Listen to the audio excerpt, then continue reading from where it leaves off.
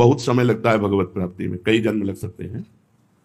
कुछ साधक होते हैं जिनको इसी जन्म में प्राप्त हो जाते हैं। तो उन साधकों का वर्णन करते हैं कि जो भगवान की प्राप्ति तो चाहता है, परंतु विषय भोगों में आसक्त बहुत ज्यादा है। अंदर एक चाह भी है कि भगवान मिल जाए तो ठीक है, लेकिन विषय भोगों की आसक्ति बहुत ज्यादा है। विषय भोगों की प्राप्ति में बाधा हो तो भगवान की चाह भी छोड़ देगा। कभी वो भगवान का भजन करता है तो कभी विषय भोगों को भोगता है। ऐसे साधक के लिए अनेक जन्म संसिद्धि, अनेक जन्म संसिद्धि, अनेक जन्म लगेंगे। अपने अपने हृदय को जांचना चाहिए कि हम किस कोटि के साधक हैं। दूसरा साधक वो है जो विषय भोगों की प्राप्ति भी चाहता है और भगवान को भी चाहता है और बराबर साधन करता है। ये उससे श्रेष्ठ है। जो पहला वर्णन किया गया उससे श्रेष्ठ है। वो तो छोड़ भी देता है, ये छोड़ता नहीं, न भगवान को छोड़ता है न विषय भोग को छोड़ता है। ये उससे श्रेष्ठ है, पर इसको भी कई जन्म लगेंगे। भगवान का भी भजन छोड़ेगा नहीं, तो विषय संयोग मिलेगा तो छोड़ेगा नहीं। शायद है कि इसी कोटि में बहुत से आ जाएंगे। तीसरा है जो भगवान की प्राप्ति चाहता है पर साधन में तत्परता नहीं है, भोगों में उतनी खास प्रियता नहीं है जैसे ऊपर वर्णन किए गए साधक में। इसमें तीसरे में भोगों की खास प्रियता नहीं है, मिल गया तो ऐसा नहीं कि भोगों का वो त्यागी है, तो खास प्रियता नहीं है, पर भजन में तत्परता नहीं है। ओ कृपा हो जाएगी तो हो जाएगा, लिखा इसमें कृपा हो जाएगी तो हो जाएगा, बिना भजन किए कृपा, ये भी उसी लाइन में है। चौथा, भगवान के लिए प्रयत्न तो करता है, भोगों में प्रीता भी खास नहीं है, पर बहुत जल्दी उब जाता है और छोड़ देता है। फिर पकड़ता है दूसरा साधन, फिर छोड़ देता है, फिर पकड़ता है। ये भी उसी कोटि में है। अब इनकी कोटि साधनात्मक साधकों की नहीं है। साधन तो प्रयत्न से करता है, बड़ी जल्दीबाजी से करता है, और कुछ दिन में फल ना देख करके उब कर छोड़ देता है। दूसरा साधन, दूसरी पद्धति, फिर दूसरी पद्धति, पूरा जीवन। पांचवा, ना भोगों में प्रीति है, भगवान के लिए प्रयत्नशील है, पर उसे संदेह है कि पता नहीं भगवत प्राप्ति होगी कि नहीं। ये ऊपर वालों से अलग है, पर इसको भी जन्म लगेंगे कि इसको संदेह है, अपने साधन पर संदेह है, साध्य पर संदेह है। छठवां, भगवान के लिए पूरी तैयारी है, साधन करता है, विश्वास है, पूरी तैयारी की इस जन्म में भगवान को प्राप्त करूंगा, भगवान पर विश्वास है, परंतु स्नेह संबंधियों से पूरा राग है, रिश्ते नाते स्नेह संबंधी पूरा, त्याग की पूरी तैयारी कर नहीं पाया। भगवत प्राप्ति की तैयारी है, विश्वास भी है, और स्नेह संबंधियों से, जननी जनक बंधु सुतदारा तन धन धाम श्रुत परिवारा, इनसे संबंध नहीं तोड़ पाया। इसको भी जन्म जन्मांतर वाला खेल खेलना पड़ेगा। सातवां, भगवान के लिए पूर्ण विश्वास है, सब कुछ त्याग करने की तैयारी भी है। मनमान बड़ाई, अपने पुजवाने का नाम, अपना यश, अपना नाम हो जाए, यह भी जन्म जन्मांतरों वाले पक्ष में पहुंच गया। बहुत समझना है भगवत प्राप्ति को। भगवान के लिए विश्वास है, पूर्ण साधन में तत्परता है, लेकिन मान बढ़ाई की इच्छा है, और मान बढ़ाई मिलने पर उसे स्वीकार करता है।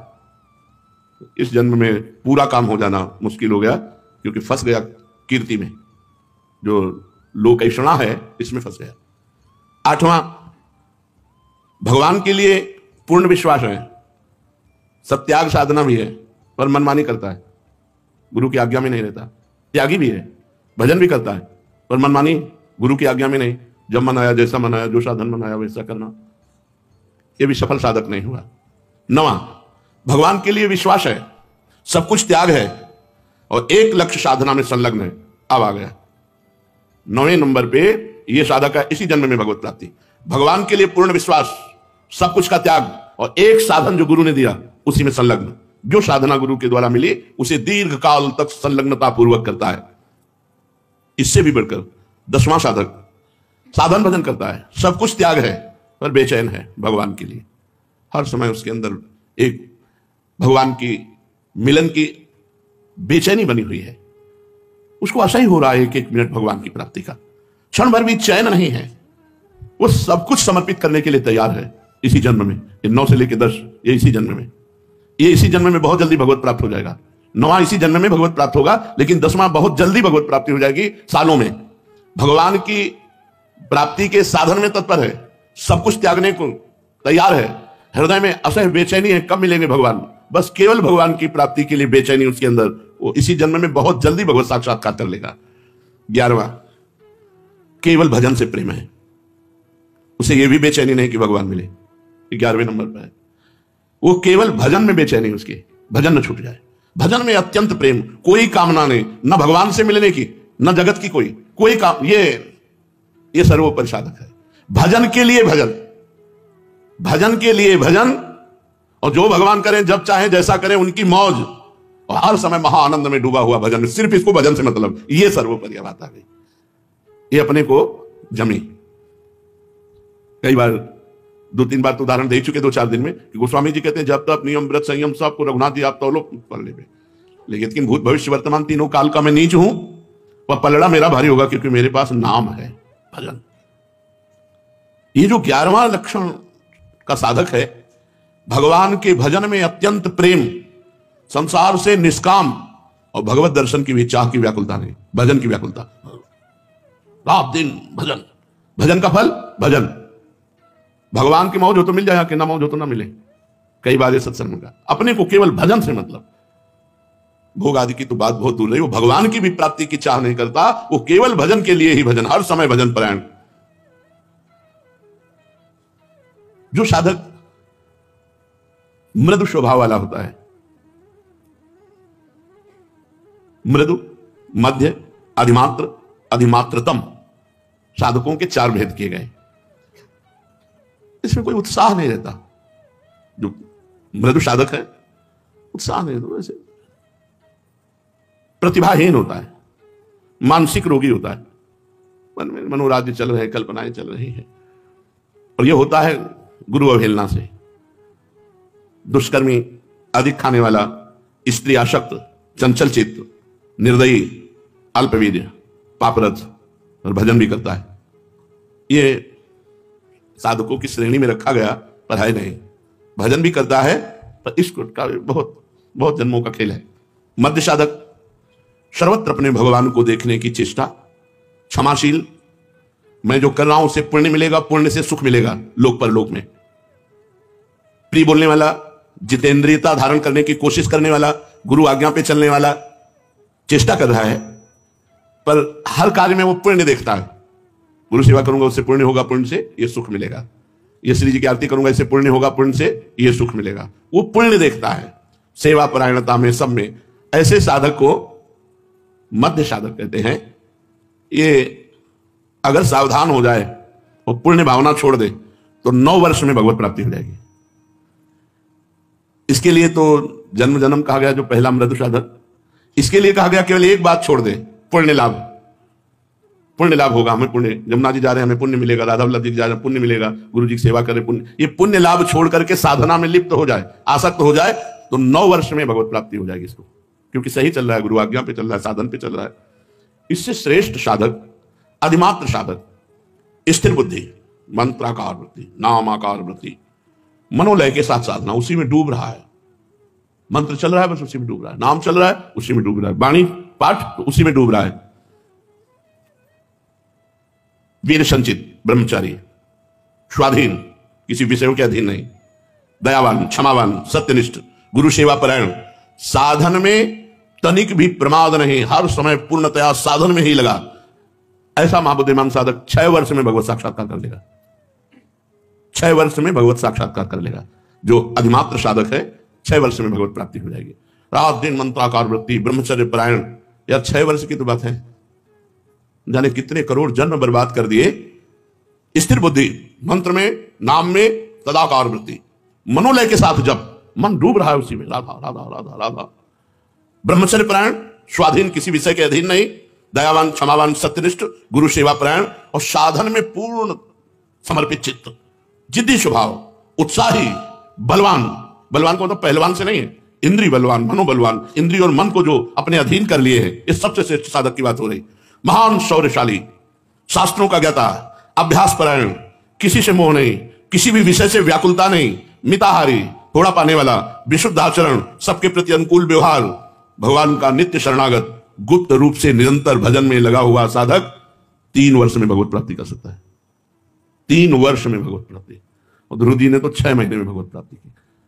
तो आप प्रयत्नशील रहें, ऐसा नहीं कि जन्म जन्मांतरों वाले साधन में चले। पीछे जो वर्णन हुआ वो जन्म जन्मांतर 9 से 11 तक 3 साधक, 9 से 11 तक तो 9वां तो इसी जन्म में होगा, 10वां बहुत जल्दी होगा, और 11वां तो तुरंत है ही, वो तो वर्तमान स्थिति में है क्योंकि उसको भजन के सिवा और कुछ चाहिए ही नहीं।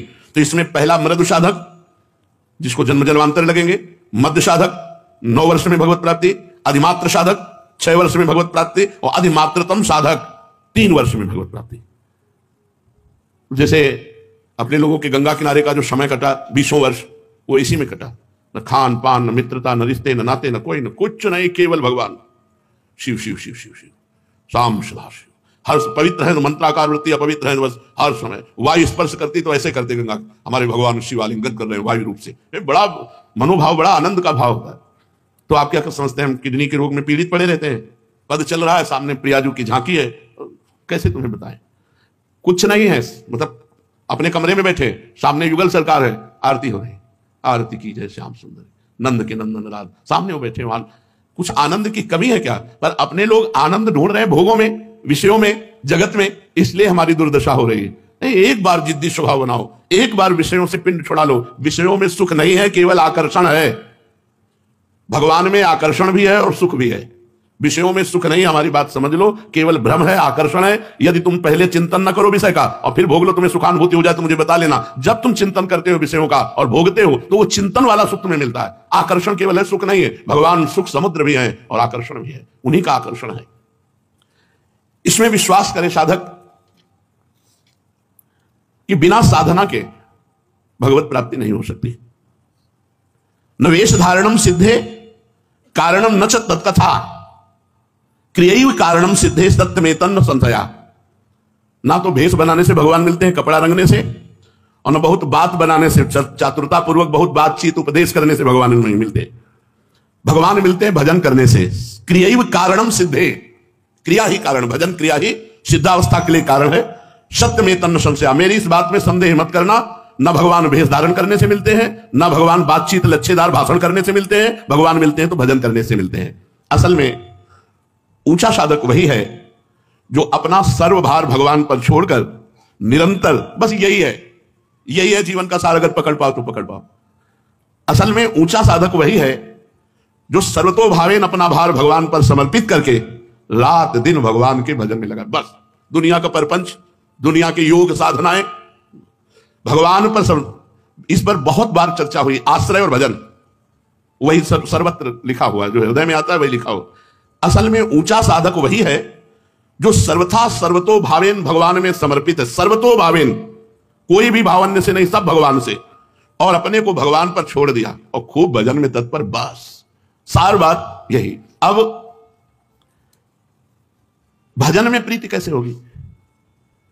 साधक वही जो खूब भजन में डूबे। तो भजन में क्यों नहीं डूबता? अन्य व्यक्ति का महत्व, अन्य वस्तु का महत्व, अन्य साधनों का महत्व। सर्वेषु साधन वरेषु चिरम निराशा। किसी भी अन्य साधन का तिरस्कार न करो, पर नाम में दृढ़ विश्वास कर लो। अनन्य विश्वास केवल नाम में करो कि हमारा काम तो केवल नाम से होगा। साधन, हमारा विश्वास है कि इस जन्म की सार्थकता केवल नाम है। यह हमारे हृदय की भी बात है। हर प्रश्न का उत्तर नाम में ही होता है।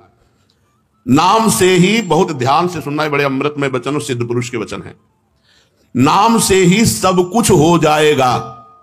आप नाम जप कीजिए, आप इंद्रिय विजयी हो जाएंगे, मनोविजयी हो जाएंगे, आप निरंतर आनंद समुद्र में डूब जाएंगे, सब दुख विपत्तियों का आपके नाश हो जाएगा।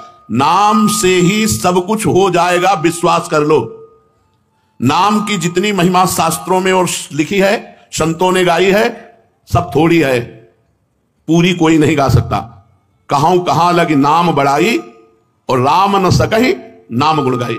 स्वयं भगवान अपने नाम की महिमा पूरी नहीं कह सकते, फिर और संत महात्मा शास्त्र जितने, वो तो अपनी अपनी मति गति के अनुसार है। स्वयं भगवान जो अनंत मति गतियों के स्वामी है, वो भी राम न सकहि नाम गुण गाई। ऐसा विश्वास कर लो। नाम का इस तरह से विश्वास कर लो कि किसी और साधन की तरफ मन ही न जाए। एक बात बैठेगी कि सबका सार है भजन, बस मंत्र चल रहा है, नाम चल रहा है, हर ग्रंथ को खोलो, उसका है सार की एकाग्रता पूर्वक भजन करो। तो बहुत हो गया पढ़ के, पढ़ पढ़ करके पूरा जीवन निकल गया। अब उसका अनुभव करो, हर समय भजन, हर समय भजन। गोस्वामी जी कह रहे, बहुत सुंदर पद है, कह रहे भरोसो जाहि दूसरो सो करो। भाई तुम्हें कोई दूसरा भरोसा हो आप कर, मैं आपको रोकता नहीं हूं। जिसका जहां मन होता है उस साधन में अपनी रति करता है। भरोसो जाहि दूसरो सो करो, मुको तो राम को नाम कल्प तरु, कलि कल्याण फरो। भरोसो जाहि दूसरो सो करो। तुम्हें अगर जहां मना हो वहां भरोसा करो, हम तुम्हें रोकते नहीं, लेकिन हम अपनी बात बता रहे हैं। मोको तो राम को नाम कल्प तरु, कलि कल्याण फरो। मेरे तो सब कुछ राम नाम है, मेरी समस्त कामनाओं को पूर्ण करने वाला कल्प तरु ये राम नाम है। इस कलिकाल में परम कल्याण कर देने वाला ये नाम है। ऐसा नहीं गोस्वामी जी और कुछ जानते नहीं है, वो कह रहे कर्म उपासन ज्ञान वेदमत सो सब भांति करो। मैं इनकी अवहेलना नहीं कर रहा हूं। कर्मयोग, उपासना योग, ज्ञान योग, अष्टांग योग, वेदमत, जितने भी हैं ये सब अच्छे हैं, सब सत्य हैं, सब सत्य हैं। पर मोहि तो सावन के अंधही जो सूझत रंग हरो। पर मुझे तो ये सब नहीं। सावन में जैसे अंधा हो जाता है तो उसे हरा ही हरा 12 महीना नजर आता है, मेरे तो 12 महीना केवल नाम है, केवल नाम। न कर्मयोग, न ज्ञान योग, न अष्टांग योग, न सांख्य योग, केवल एकमात्र नाम है। और अपना अनुभव बता रहे हैं।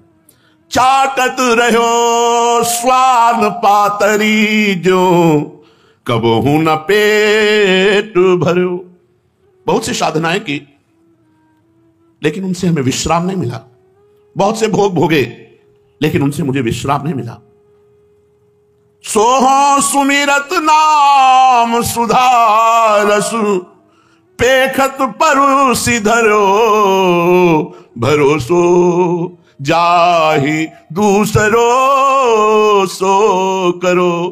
और जब मैंने नाम का सहारा लिया तो प्रेमामृत परशा मिला, सामने परशा मिला। पाओ प्रेम धन, एकमात्र भगवान का नाम, कुछ नहीं चाहिए, कुछ नहीं जानना, कुछ नहीं पाना, बस नाम। बात समझिए हृदय। हमारी सामर्थ्य क्या है कि नाम महिमा को कह सके? केवल नाम पकड़ लीजिए, आप देख लीजिए, खुद देख लीजिए, केवल नाम पकड़ लीजिए, नाम का विस्मरण ना होने पावे। गोस्वामी जी कह रहे हैं, हमने सुना है राम नाम उच्चारण करके महान पत्थर को रख दिया, वो पानी में नहीं डूबा और उससे पूरी सेना पार उतर गई। राम नाम लिखा नहीं क्योंकि चरण पड़ेंगे, राम नाम उच्चारण कर राम और रख दिया तो वो पत्थर नहीं डूबा। फिर हम डूब जाएंगे? हम राम राम कहेंगे तो भव समुद्र में डूब जाएंगे? नहीं। नाम ले तो भव सिंधु सुखाही, करो विचार सुजन मन माही। प्रीति प्रतीति जहां जाकी, तहां ताको काज सरो। मेरे तो माए बाप दो आखर, बस खास बातें। जिसने जहां प्रीति की विश्वास किया भाई उसका काम बना। लेकिन मैं अपनी बात कहता हूं, मेरे तो दो अक्षर ही मेरे माई बाप हैं, राधा राधा राधा। गोस्वामी जी कह रहे राम राम राम।